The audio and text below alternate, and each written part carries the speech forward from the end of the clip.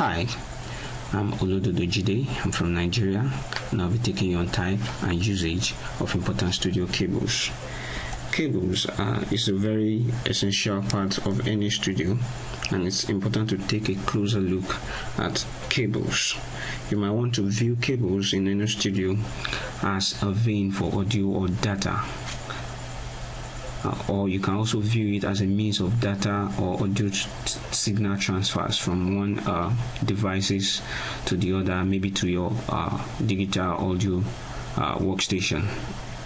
Another way you might want to also classify cables is that you might want to divide it as analog or digital. Analog in the sense that it's only sends only signals, it transfers signals, or digital in the sense that it transfers some aspect of data.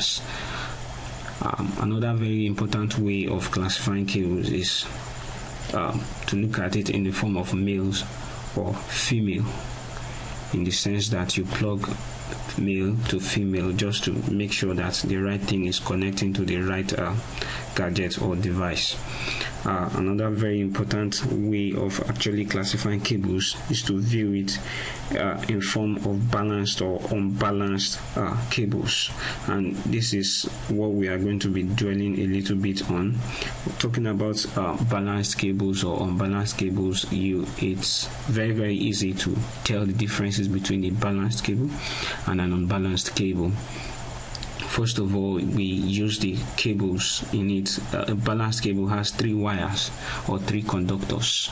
A very good example of that is the TSR cable, and the unbalanced cable actually has 2 conductors in it, which a good example is the TS cable. Another very good way to classify them is that balanced cables have 4 dB signal levels, which is more or less the pro level. That is, it has to do with loudness, and this is what is commonly used in the studio. On the contrary, unbalanced cables has negative 10 decibels or signal levels. They are also referred to as consumer level kind of cables. Moreover, balanced cables are very good for long distance connections. It helps you to avoid some forms of interference, especially when you are mixing up a lot of cables and you are dealing with a place that has different waveforms or signals moving all around.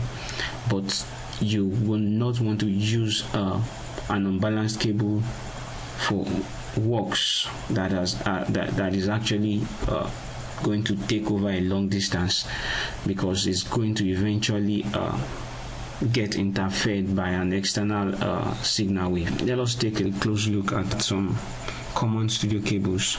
Common ones include the male and female XLR cables, which is this here. Another one is the XLR to TRS cable, which is also a balanced cable. All these ones are commonly used along with microphones or even your condenser mic in the studio. You cannot skip them, you cannot do without it. Furthermore, we have the TSR to TSR cables, and also we have the TS cable, which is a very common one used for connecting your synthesizers, keyboards, drums and drum machines, and even your electric guitar, and even many others. Another very good common one is your mini jack. It is used for connecting to radios and or external audio devices that you might want to play out, like your iPod. One other one that you cannot avoid is the MIDI cable. The MIDI cable is a common use. It's commonly used between keyboards and other forms of synthesizers, especially when you want to transfer data. It does not transfer signal waves. It's not an analog kind of cable. It transfers in digital form.